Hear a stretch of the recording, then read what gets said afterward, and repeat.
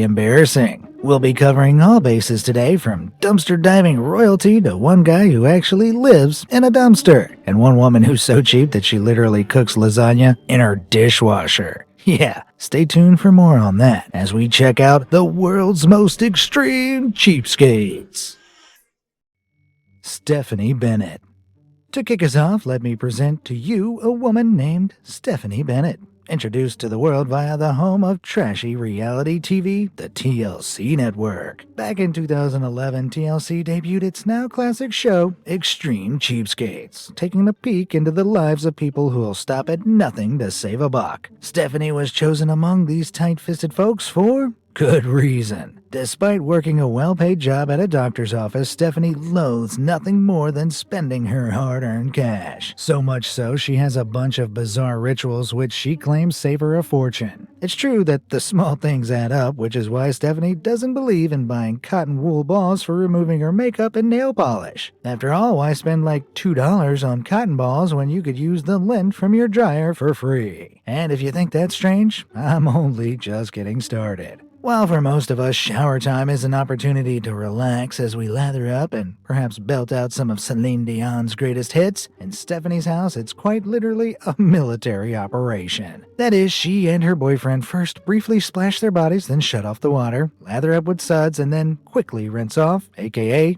a military shower. Oh, and to make sure that her trooper of a boyfriend is following her washing rules, Stephanie has even set up a baby monitor camera system in the shower. Unsurprisingly, that same lack of generosity also extends to the electricity too, as Stephanie has just one light bulb that she carries from room to room. And while she claims that this saves her around $60 a month, is that $60 savings really worth the trouble? Besides a couple other freakishly frugal honorable mentions, such as scraping leftover sauces back into the bottle or asking the butcher for discounted expired meat, this next one of Stephanie's quirks is, dare I say, sacrilegious. Italians, look away now! Always on the prowl for a new way to save some moolah, Stephanie had a light bulb moment when she realized that her dishwasher reached 170 degrees during its cycle, which was not only the perfect temperature to clean dishes and kill bacteria, but apparently great for cooking a lasagna. Alright, nope, I quit. This show's over.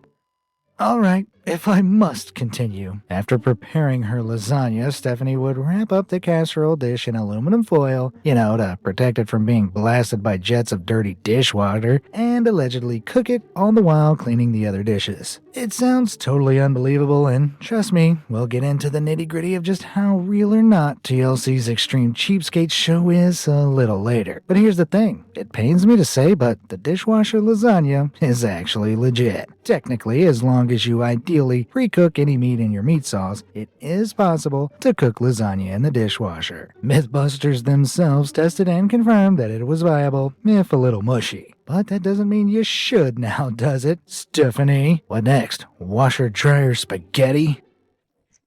Cash for trash.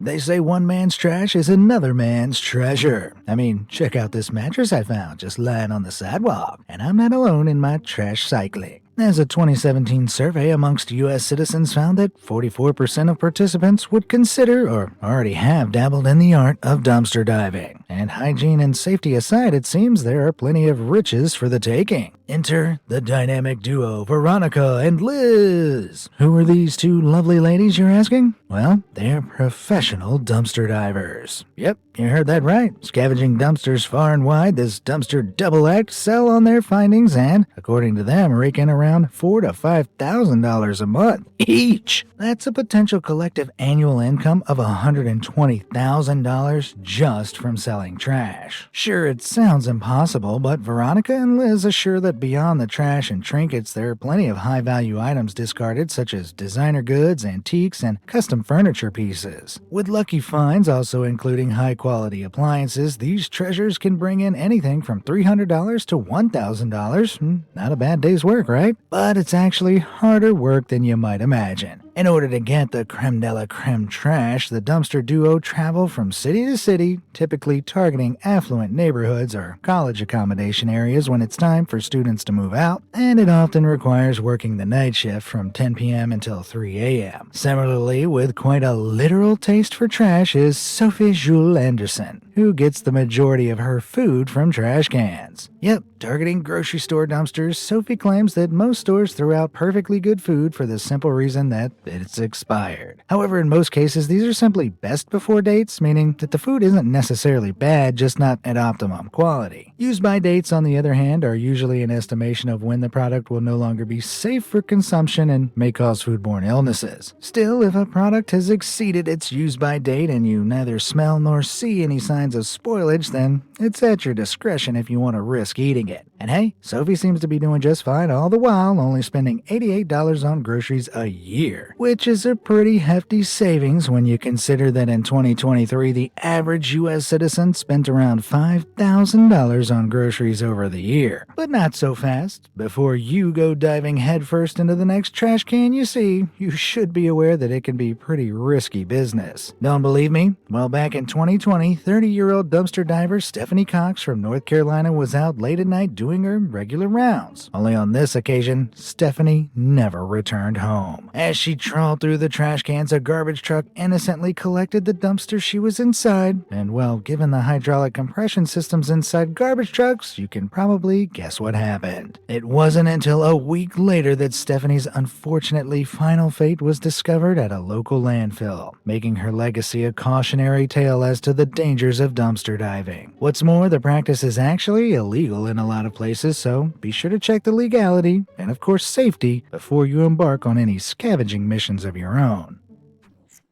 Victoria Hunt.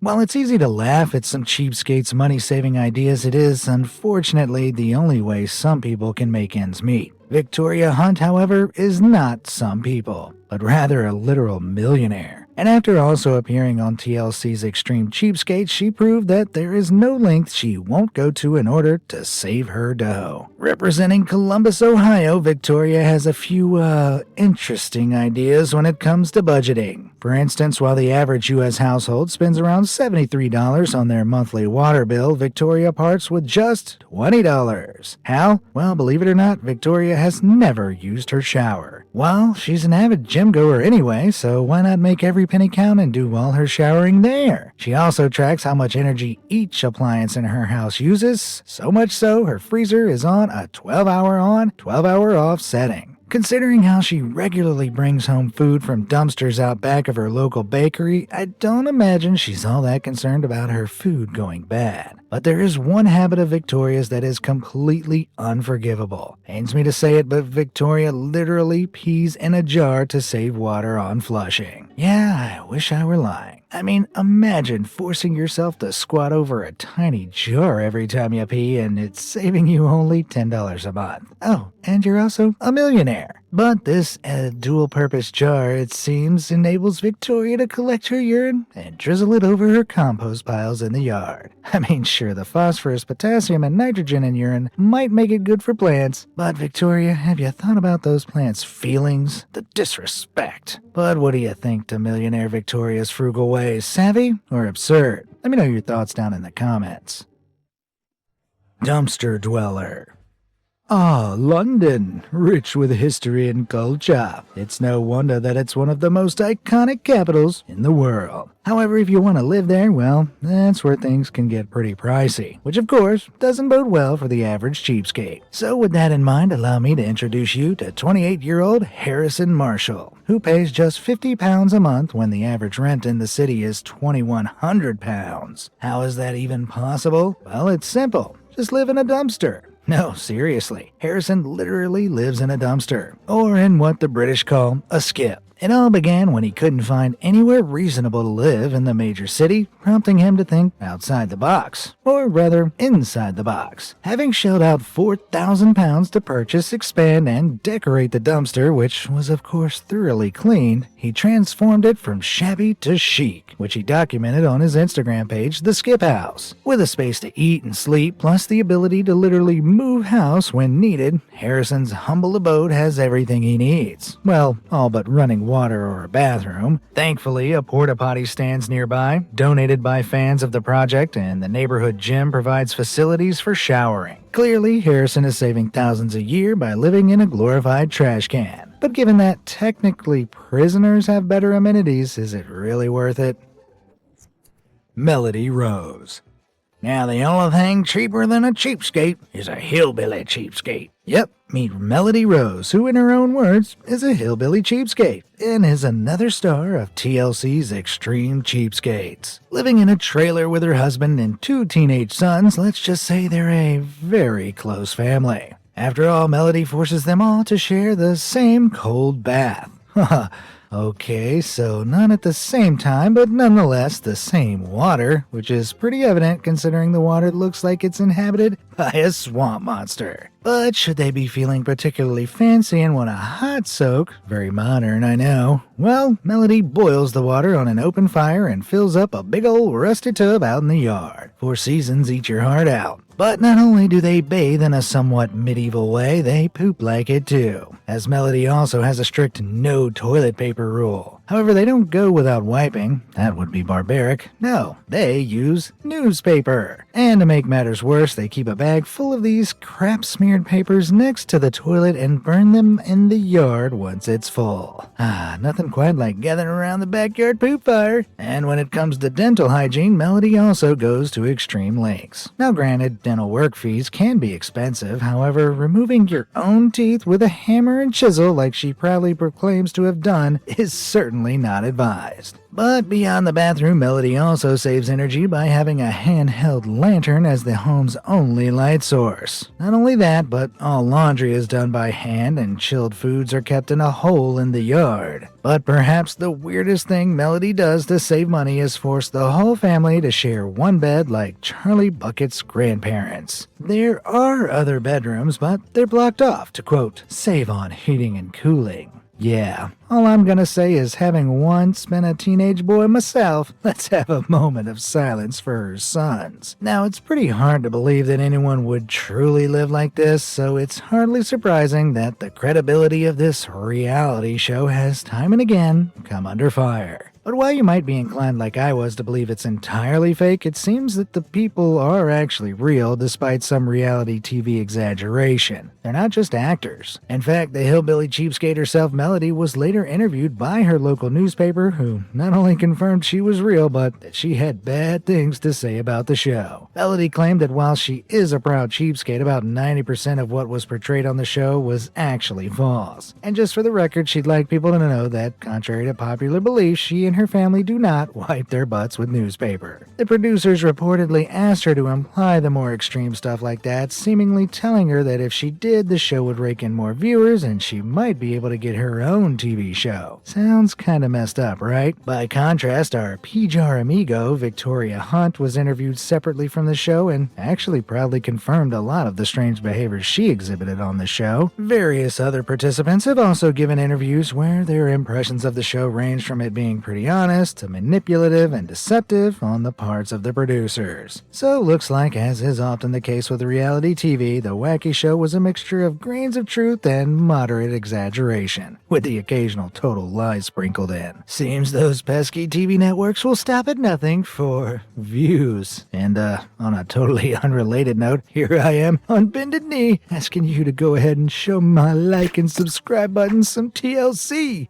Pun fully intended. Alright, I'm done begging. Let's move on. The internet's cheapest. Reddit, if you're unfamiliar with the site, is a place where anything goes, and the subreddit Ask Reddit is a channel where you can ask any question your heart desires. Well, several threads have asked what was the cheapest thing people have seen other people do. And there were some golden responses. In one Redditor's anecdote, he explained how when he was a kid, he and his brother went on a trip to the zoo with their tightwad grandma. Such a tightwad that when the boys got hungry, she refused to pay the zoo's restaurant prices and instead fed them the $2 crackers that were sold to feed the goats. Yeah, that's pretty bad, if you ask me. She's not the only cheapo grandma in town, though. Another Redditor's grandma who was pretty wealthy saw nothing wrong with buying her granddaughter used underwear from a garage sale for Christmas. Laugh now, but just remember who will be putting you in a nursing home, Grandma. In other shameless cheapskatery, one user explained how one of their friends is so cheap that when he joins them for restaurant meals, he always orders, at most, a small side and then audaciously eats everyone's leftovers at the end. Cheapskate? More like bottom feeder. Speaking of dining out, we've all had our fair share of disastrous dates, but this next one takes the prize. When on a date with a cheapskate, one poor girl shared how she was forced to hide in his trunk so that he only had to pay one admission at the drive-in theater. I really hope there wasn't a second date. Solar camper.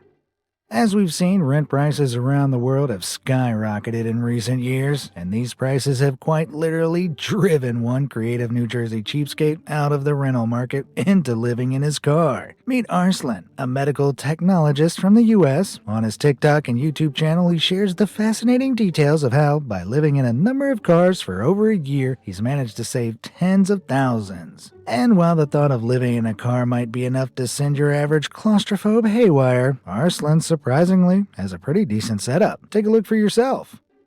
First thing we see is a fridge. It's powered by my inverter through the solar system. My trash can right here. You can see some controls for some LEDs. Pretty neat, huh? And while I'm sure for most people this wouldn't exactly be ideal, Arslan seems pretty pleased with his cost-effective motorhomes. I mean, with a bed, desk, fridge, sink, hot plate, electricity from rooftop solar panels, and even a cassette-style toilet, which is reportedly stink-free and easy to empty, Arslan has everything he could ever need. There are a few issues, though, to bear in mind. While it's not illegal to sleep in your car in New Jersey, doing so for an extended period could be classed as camping, which is illegal outside of approved zones. So Arslan regularly has to uproot from his parking spot for pastures new. On top of that, the initial setup of converting a car or SUV into a livable space can easily run up several $1,000s, not to mention the price of the car itself. But if you already own a car and that ever-moving minimalist, very cozy lifestyle is something you're okay with, it could have some appeal. Let me know what you think in the comments below. Extreme discounts.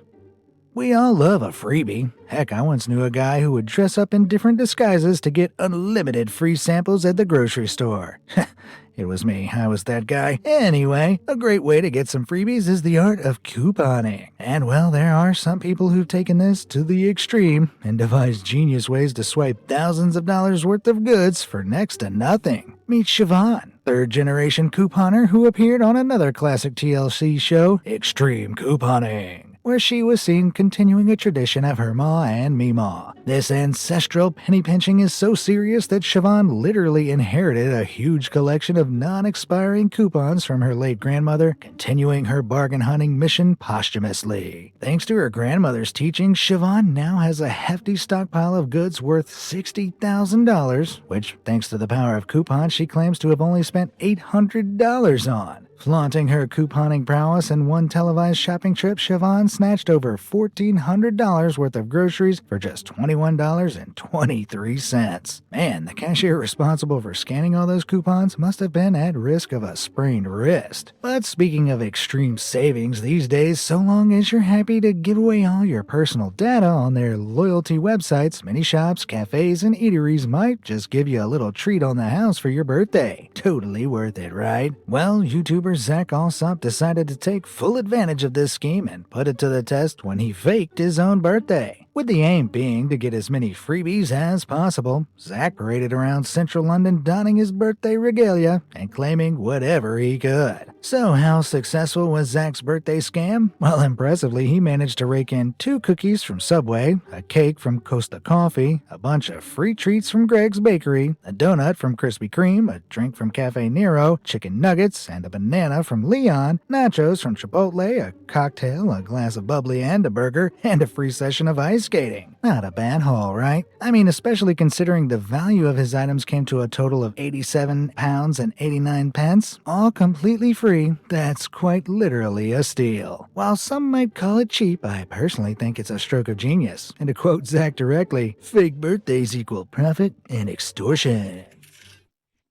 How to be a cheapskate.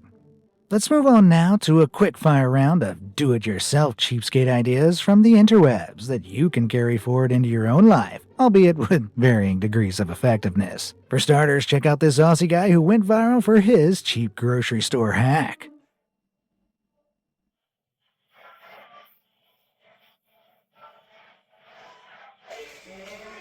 I mean, while it kinda makes sense if your store uses weight to calculate fruit prices, it would only really work if you were planning on buying one banana and eating it right then and there. But at least he used a bag. I mean, just imagine handing the cashier your naked bananas. But according to the cheapskate in the video, his refusal to pay an extra penny or two for banana skins was more of a protest on inflation. Yeah, that'll show those fat cat grocery store CEOs. They're gonna rue the day. Speaking of fat cats, landlords are notoriously tight-fisted, which was certainly the case here when one person's landlord decided to cut off their heating in their Minnesota apartment whilst it was minus 40 degrees outside. Legalities aside, it seems the cheap landlord forgot the arrangement that he pays that property's electric bill, so the tenant cleverly positioned a fan next to the stovetop which circulated the heat. Pretty genius, even if it is probably a bit of a hazard. Please don't try this at home. But while we're on the topic of hazardous cheapskate ideas, just get a load of this hot water tap spotted in Vietnam. Yeah, I'd be interested to know just how effective that tiny candle is at heating cold water, let alone what happens when the wick burns down further. In another hilarious bathroom DIY project, one cheapskate came up with a rather interesting shower head replacement, and while I hate to say it, this duct tape beer can seems to be doing a pretty decent job at being a shower head. If only it were pouring out beer. One thing I'm not quite so convinced about, however, is this next cheapskate who, rather than replace their car's broken lock, fitted a padlock instead. And sure, it's functional, but at what cost? But that's just the thing with cheapskates. Ease of use and comfort always come second to cost, as can quite literally be seen with this disaster of a couch. But hey, it does the job, right? Similarly, another cheap workaround is this barbecue grill made from a grocery store shopping cart. Hygiene aside, and the fact that you're not really supposed to steal those things, I guess you could say that it does technically work. Perfect for grilling up some roadkill. And how about this dirt cheap alternative to a phone case?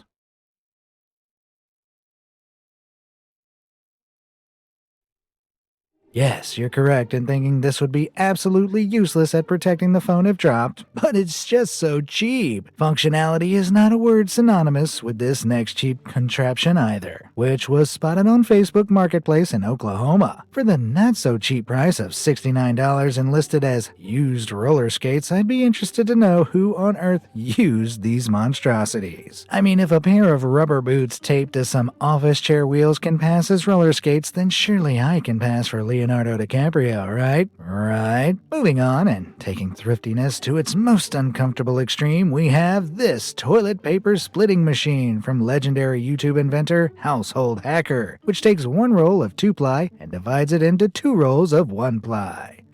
All that effort. I think I'd rather use newspaper. Either way, being ultra thrifty isn't anything new. Case in point, the Tightwad Gazette. This was a newsletter published between 1990 and 1996 by Amy Decision, dedicated to frugal living. While there were plenty of genuinely useful tips, some of the more extreme were weird. She advocated for washing and reusing aluminum foil to save money, and extending the life of dental floss by carefully rinsing and drying it after each use. She also suggested creating a mystery casserole by combining leftover bits of food from the refrigerator, and would have contests with her family to guess the ingredients. She would then freeze leftover mystery meals without labeling them, turning frozen dinners into a game of culinary roulette. It's all pretty wholesome, but plucking pieces of mystery meat out of your teeth with pre-used dental floss? I'll pass on that, thanks, Amy.